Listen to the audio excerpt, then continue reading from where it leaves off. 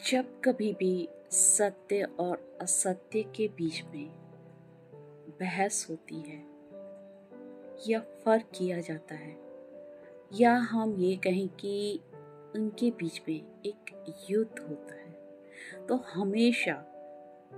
जीत हमेशा सत्य की होती है। क्योंकि बोलते हैं ना कि जो झूठ होता है वो 4 दिन की चांदनी जैसा होता है। जो झूठ होता है वो इतनी तेजी से आता है कि वो सबके ऊपर हावी हो जाता है और वो अपना असर इस तरीके से लोगों पे छोड़ देता है कि उन्हें सुनने वाले देखने वालों को वही बात सही लगती है, लेकिन वो भूल जाते हैं जो सत्य होता है, जो सही है, वहां पे भगवान का वास होता है। क्योंकि जहाँ सच्चाई होती है प्रभु वहीं वास करते हैं।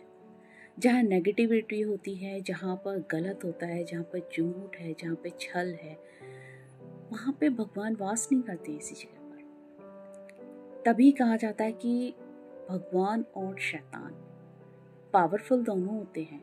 भगवान भी पावरफुल है और शैतान भी पावरफुल है। दोनों जो शक्तियाँ होती हैं पॉजिटिव एंड नेगेटिव, दोनों में उतना ही असर होता है। लेकिन फिर भी जो सच है, जो सच्चाई है, जीत उसी की होती है।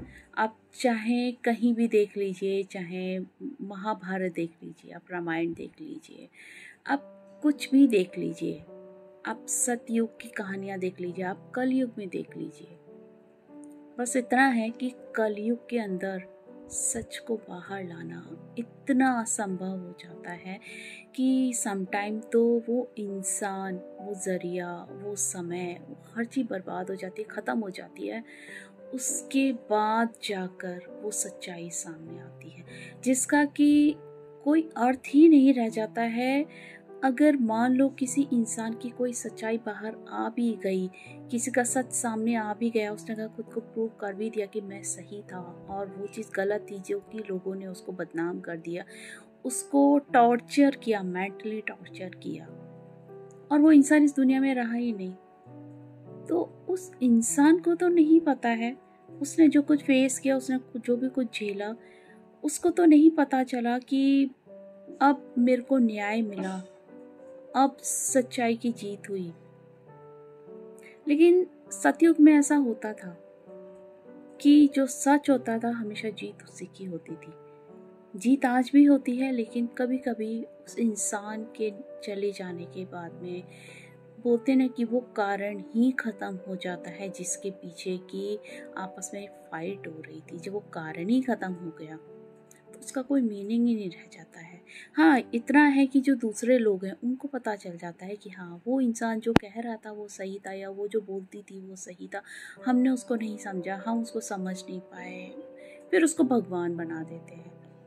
लेकिन अगर जो इंसान जब तक जिंदा है, बोलते हैं जब तक सांसें हैं इस शरीर में, तब तक ही अगर कोई इंसान सच्चाई का साथ दे दे या उस इंसान का साथ दे दे जो थोड़ी हेल्प चाहता है लोगों से अपने सच को प्रूव करने के लिए, दुनिया के सामने खुद को लाने के लिए कि मैं सही था या मैं सही हूँ, अगर लोग थोड़ी सी हेल्प उसकी कर दें तो शायद वो जो इंसान इस दुनिया से चला गया है उसकी आत्मा दुखी नहीं होगी, वो भी सुकून से जी पाएगा। और सच्चाई की तो जीत होती ही होती है, आज नहीं तो कल होगी ही होगी। सच को कोई रोक नहीं सकता और जो झूठ है उसको जाना ही होगा। तो क्यों लोग अपनी ही आत्मा को गंदा करते हैं गलत कर्मों के द्वारा? क्यों दूसरों को इतना दर्द दे देते हैं कि उसकी आत्मा से बददुआएं निकलने लग जाती? जो इंसान वो है ही नहीं ऐसा, जो कि हमेशा लोगों को ब्लेसिंग्स देने में बिलीव करता है, जो लोगों को प्यार करने में बिलीव करता है, जो लोगों को अपना मानता है, वो दिल से आत्मा से उनको अपनाता है, ऐसा इंसान अगर बद्दुआ देने पे उतारू हो जाए तो आप सोचो उसने कितना कुछ झेला होगा अपने जीवन में, उसको कितना कुछ सहन करना पड़ा होगा, कितना इस दुनिया ने उसको परेशान किया होगा, कितना कुछ उससे छीना होगा। तब जाके उसके अंदर से, उसके अंतर आत्मा से बद्दुआएं निकलती हैं, और तब जाके वो इंसान कोई भी हो, मेल फीमेल, बड़ा बुजुर्ग बच्चे कोई भी हो, जब एक बार भरोसा जब टूट जाता है, बहुत मुश्किल हो जाता है, कठिन हो जाता है फिर से एक बार किसी इंसान को भरोसा करना, फिर से उसी रास्ते पर चलना, फिर से उन्हीं लम्हों को जीना जिन्होंने कि उसकी आत्मा को तार तार कर दिया। तो बेहतर है अपने अच्छे कर्मों पे ध्यान दीजिए। आप बुरे कर्मों की तरफ क्यों जा रहे हैं? भुगतान आपको ही भरना पड़ेगा इसका, इस जन्म में नहीं तो अगले जन्म में। कहने वाले बोलते हैं कि किसने देखा है अगला जन्म?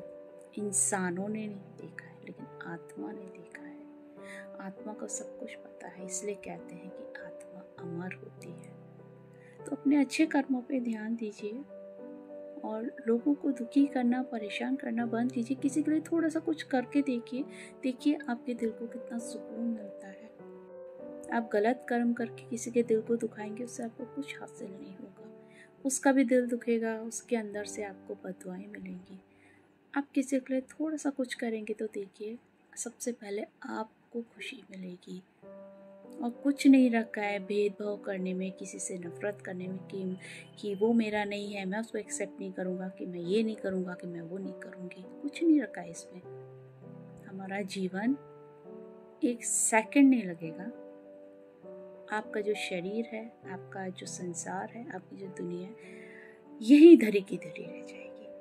तो अपने अच्छे कर्मों पे ध्यान दीजिए और थोड़ा भगवान पे भरोसा कीजिए, क्योंकि जो होता है उसके पीछे कोई ना कोई कारण ज़रूर होता है। कुछ भी ऐसे ही नहीं घटता है हमारे साथ में, अच्छा या बुरा। चलो, मुझे सुनने के लिए thank you very much. God bless you all, take care, bye, love you all.